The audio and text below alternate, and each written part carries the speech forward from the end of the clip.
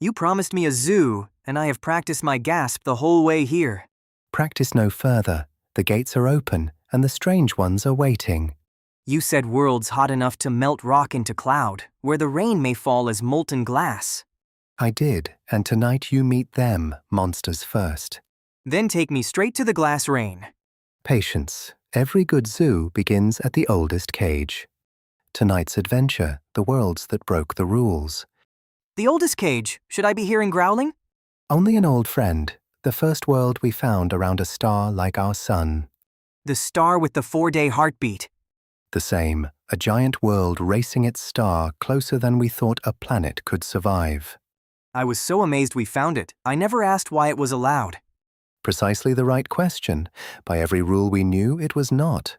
A whole year in 4 days sounds like a typing mistake. 4 days from sunrise to anniversary, kept for billions of years. To see which rule it broke, look at home. Our own solar system? The tame corner of the zoo? Tame but tidy, rocky worlds near the fire, giants far out in the cold. And we long assumed that arrangement was a law of nature.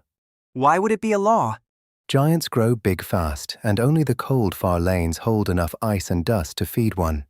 Close to a star, it is too hot and too empty to build a giant. Exactly. A giant sitting 4 days from its star is a whale in a bird cage. Then how did it get in there? It was not born where it lives, born far out in the cold. Then it moved.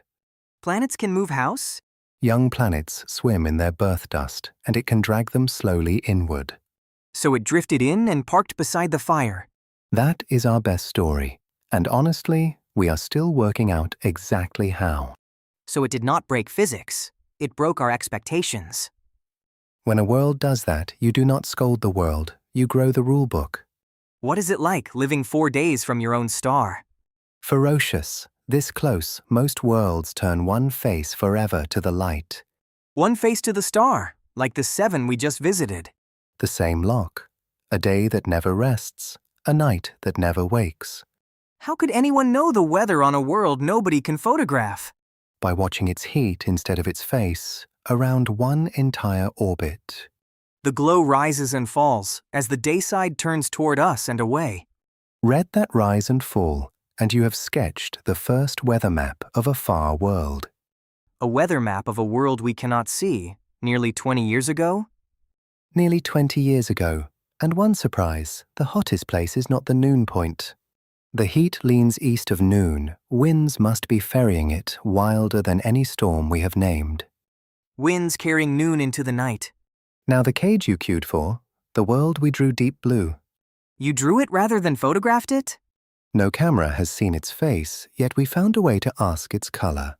Hide the world behind its star and see what light goes missing. Just so, the missing light red blue, deeper than any Earth sky. A blue marble after all? Not our kind of blue, no oceans there, only very unusual clouds. What kind of cloud makes a world blue?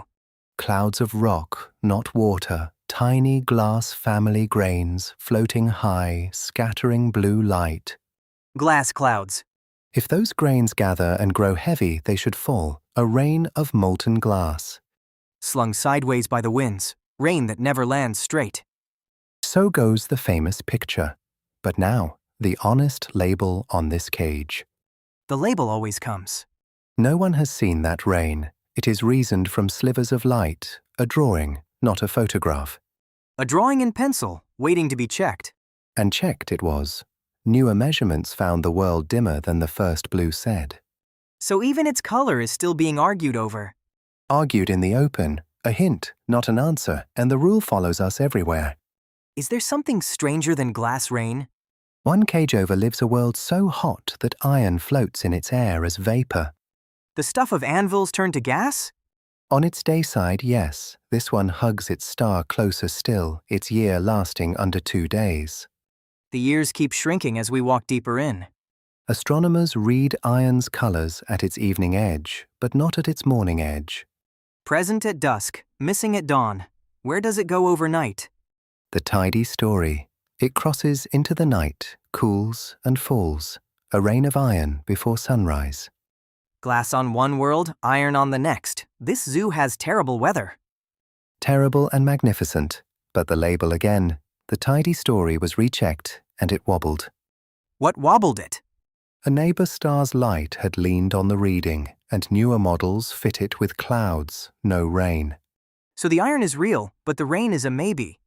The vapour is well read. The rain is a drawing being redrawn while we speak. I thought zoos kept their labels finished. The best ones never do. Rereading the labels is the whole trick of science. Is there a hottest cage of all? There is. A year of a day and a half. A dayside hotter than last adventure's little red star. A planet hotter than an actual star? Hotter than the little lantern's surface, hot enough to shred molecules into bare atoms. Does the honest label wobble on this cage too? The lovely part is that on this world we did not have to guess. You caught it doing something? Crossing its star, its rim light came back missing colors of iron and titanium. The colors that went missing. The trick we learned 2 adventures ago. The very trick, metal vapor, read plainly in starlight, no guessing required. So some labels in this zoo are written in ink after all. Ink where the light is loud, pencil where it whispers. Both are how knowing grows. Qubit, if the first world we found was a monster, is the whole galaxy like this? Here is tonight's turn. No, and the counting is the surprise. Monsters everywhere was starting to feel normal. Only about one sun-like star in 100 keeps a giant this close, and some counts say fewer. 1 in 100? Then why did we keep finding them first? Because our tools hear loud and fast best, and nothing beats a giant in a tight orbit at both. The biggest sway, the quickest repeat, the deepest blink. So the noisiest animals reached the gate first, and we mistook them for the whole zoo. The hunt taught you sight, but it saw the shouting worlds before the shy ones. Beautifully put. The strange ones are real, but they taught us the rules were only ever ours. The rules were ours. The worlds were never following them. Nature never obeyed our rulebook. We were forever updating it to match her. Before the payoff, let me square tonight's books. The part where you tell me what we truly know. None of tonight's worlds has ever been photographed at all, not even as a faint dot. So every picture tonight was a careful drawing built from slivers of light. Their years, their sizes, their heat, measured and solid. And their weather, the glass, the iron, is pencil, still being argued. And the arguing is not failure, it is the method, working out loud. You promised worlds stranger than storybooks, and you kept it. Storybooks end. A rulebook that keeps growing never does. And every broken rule ended with us knowing more, not less. The zoo's true exhibit is not the monsters. It is the minds willing to be wrong about them. Then I hope we stay wrong in exactly this way forever. Wrong, checked, corrected. The dance that carried us from one world to more than 6,000. So where does the golden eye point after the monster cages? A question you have earned. If worlds can end up in the wrong seats, where are they born at all? The nursery? Next adventure, every world we have met began in a ring of dust around a newborn star. We have never watched a world being born. We have real photographs of those rings with dark lanes where new worlds sweep their paths clean. Real photographs at last of worlds being made. If the broken rules rearranged your brain, subscribe. Next stop, where every rule gets written.